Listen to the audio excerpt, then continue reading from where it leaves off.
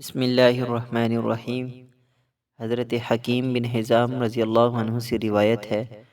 انہوں نے کہا کہ نبی کریم صلی اللہ علیہ وسلم سے میں نے کچھ مانگا، آپ صلی اللہ علیہ وسلم نے مجھے عطا فرما دیا۔ پھر دوسری دفعہ سوال کیا تو حضور صلی اللہ علیہ وسلم نے پھر مجھے دے دیا۔ جب میں نے تیسری دفعہ مانگا تو آپ صلی اللہ علیہ وسلم نے مجھے عطا کیا اور فرمایا، اے حکیم، یہ دنیا کا مال میٹھا اور خوشگوار نظر آتا ہے، لہٰذا جو شخص اسے نیک نیت کے ساتھ حرص کے بغیر لے لے گا تو اس کے لیے اللہ تعالیٰ اس میں برکت رکھ دیں گے، اور جو اسے لالچ اور طمع کے ساتھ لے گا اس کے لیے اس میں برکت نہیں ہوگی، بلکہ وہ شخص تو اس شخص کی طرح ہو جاتا ہے جو کھاتا تو بہت زیادہ ہے لیکن سیر نہیں ہوتا۔ اور اس کے بعد ارشاد فرمایا، الید العلیٰ خیر من الید السفلیٰ، اوپر والا ہاتھ نیچے والے ہاتھ سے بہتر ہے،